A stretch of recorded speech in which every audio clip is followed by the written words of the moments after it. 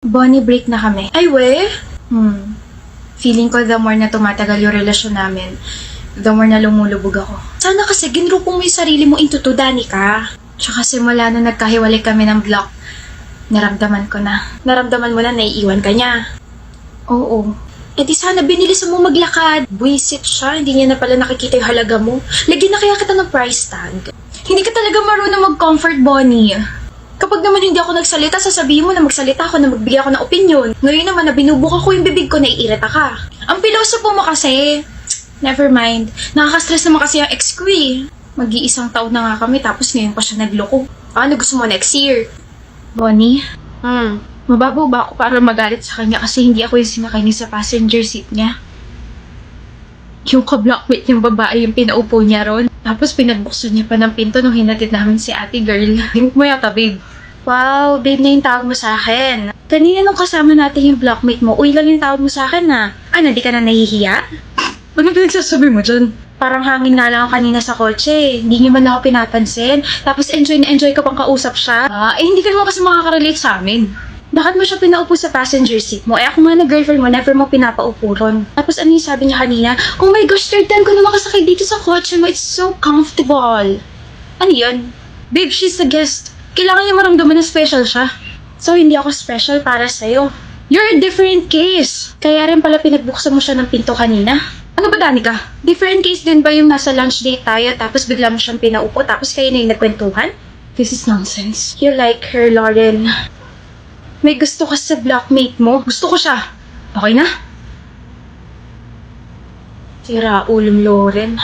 Ayun, yun yung nangyari. Alam mo kasi, Danica, minsan yung mga maliliit na bagay pa yung mas nakakasakit ng damdamin natin. Yung mga ginagawa ng mga partners natin sa ibang tao, yun pa yung gusto natin gawin nila sa atin. Pagbuksan tayo ng pinto, offeran tayo ng jacket kasi nilalamig tayo, i-update tayo sa mga bagay na ginagawa nila, kwentuhan tayo ng mga random na bagay. Alam mo, lahat yan never niya ginawa sa akin. Lahat yan ginawa niya sa ka-blockmate niya. Alam mo, ayaw kong umiiyak ka sa harap ko kasi naiiyak din ako, pero pagbibigyan kita ngayon, Danica. Sige lang. Iiyak mo lang hanggang sa wala na lumabas na luha. Ilabas mo lahat ng hinanakit mo. This will be a long process pero sinisiguro ko sa'yo, everything will be okay. Gigising ka na lang one day, hindi na masakit. Di mo na siya iniisip, di mo na siya kailangan, di mo na siya miss, di mo na siya mahal. Nawala ka ng pakialam sa mga bagay na konektado sa kanya. Take your time to process everything. Hindi mo kailangan mag-guilty kasi nag-break kayong dalawa. Hindi mo kailangan sisihin yung sarili mo kasi nagloko siya. No. Wala kang kasalanan, Danica, okay? Wala kang kasalanan.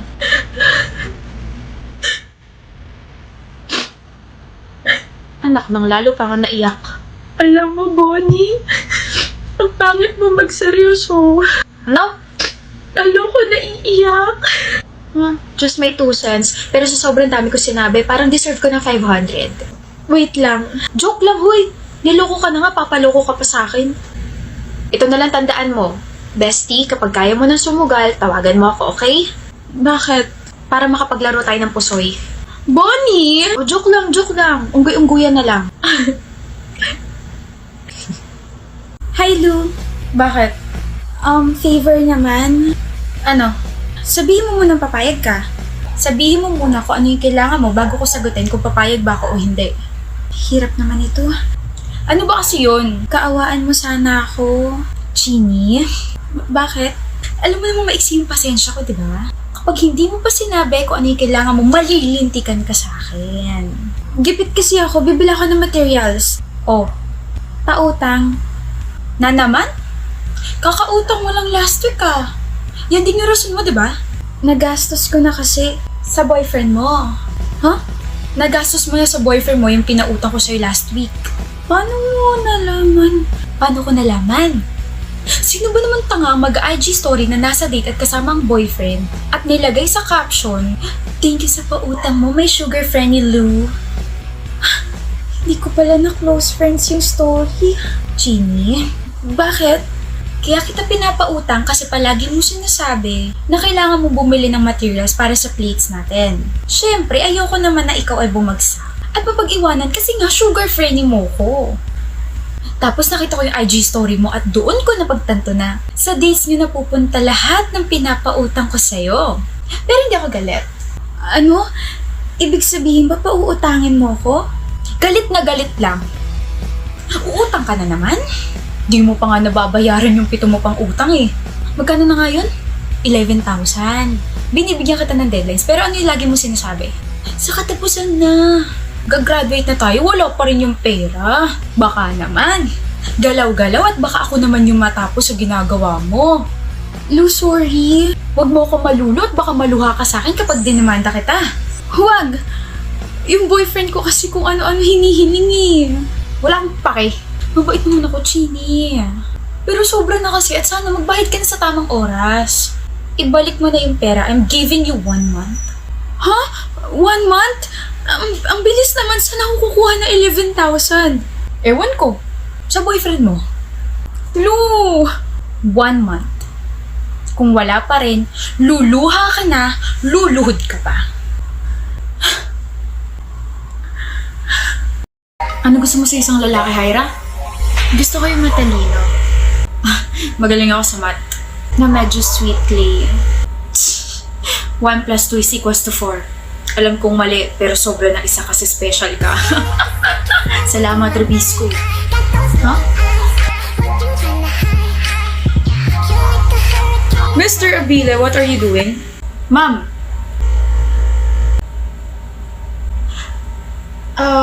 Nagbibilang po. Counting. Since I already caught your attention, kindly stand up and answer what's written on the board. Mom naman! I thought you're smart. Puro kalandian kasi inaatupag eh. Last 5 minutes. Saan mga kasama mo, Clover? Umalis. Iniwan ka? Hindi ah. Kala ko iniwan ka eh. Magagalit talaga ako. La, ba't ka magagalit? Ang isang Diyos ang katulad mo ay hindi dapat iniiwan mag-isa. Ganun lang. Bakit mo ako iniwan, JD? Anong oras na ba? Bakit mo ako iniwan? Bakit ka nakipag-break sa akin kung ganun? Kapal ng mukha mo magsabi hindi dapat ako iniiwan, eh ikaw nga yung gumawa nun. Grabe, nasisilaw ako sa araw. Tanga, gabi na. We? Bilis naman ng oras. Naka-move on ka na ba, ha? Sakit ng likod ko. Ako, oo. Ano?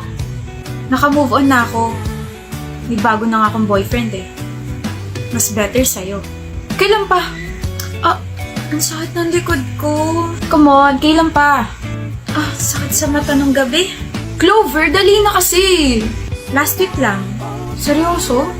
May iba ka na? Siyempre joke lang. Ang tingin mo sa akin, mabilis maka-move on.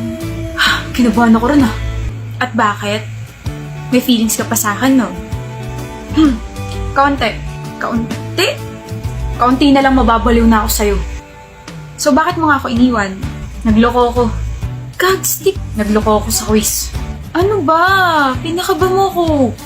Girlfriend ko hinahanga ng mga estudyante dahil matalino na maganda pa. Samantalang ako, eto, nag-cheat sa quiz. Bobo ka kasi. Bobo talaga ako. Ano? Bobo ka kasi. Nandito naman ako, tutulungan kita. Nahihiya kasi ako. Mahiya ka talaga. Ang talino at ganda ng girlfriend mo tapos ganyan ginagawa mo. Kaya tara na. Saan? Magbalikan tayo at tuturuan kita sa mga subjects na nahihirapan ka. Oy, nagniningning yung mga mata. Oo na. Masaya lang ako kasi hindi na kita ex.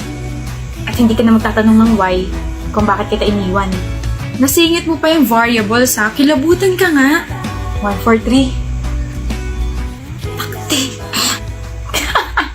Clyde. Nagdala kang jacket, diba? Pero naman ako.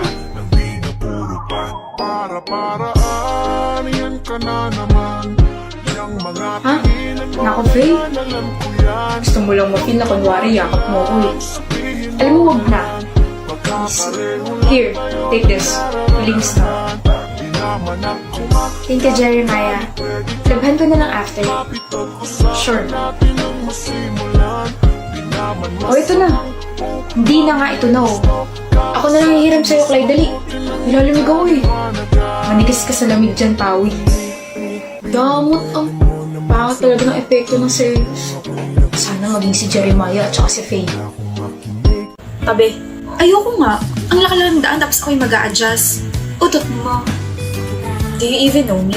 Eh ako, kilala mo ba ako? Hindi. Patas lang tayo. Hindi kita kilala, hindi mo ako kilala. Ngayon, kung yayabangan mo kung sino ka, aba, hindi ako interesado. Aziel, sabi hindi nga ako interesado yung bantot ng pangalan mo. You're talkative. And you're handsome. Shucks, yun ba yung alam kong English? I'm handsome? You're... Putik, ano bang English nung mayabang? Good looking. Yes, you're good looking. Sira ulo, hindi naman yata yun eh. I just answered your question though. Dudugain mo pa ako ha. Kahit bobo ko, hindi naman ako ututo. I'm actually the owner of the school. May ba? Pasensya na. O ayan, daan ka na kamahalan. Huwag mo akong paalisin dito sa school ha. Mati na tayo. Akala ko ba hindi ka uto-uto? Ha? What I said is not true. Pa isang batok nga, dali. What's your name? Interesado ka na sa akin, no? Sabi ko na nga ba? Bobo lang ako pero alam ko maganda ako. I'm Vera. I'm asking for your name just in case I can ban you in my properties. Banyo? Gaga, anong banyo? Naiihi ka ba? Doon ang banyo. Alam mo ba yon? Banyo is CR. Comfort room. O diba, alam ko yan. Kaya pala parang galit ka nung pinapatabi mo kanina. What the... Masamang magpigil ng ihi, pre. Gwapo ka sana pero medyo engot ka sa directions tsaka health matters, no? Gusto mo bang i-educate kita? Turuan kita magmahal. Crazy. Baliw man ako sa paningin mo. Mababaliw ka rin sa akin, eh. I thought you're not interested. Bawal magpakipot? Eh, lang syempre. Gusto ko rin naman magka-jowa lalo na kakatapos na ng Valentine's, no? Then happy Valentine's. I love you too. What a crazy girl. Crazy boy Kareen! Let's be crazy! Crazy in lababo!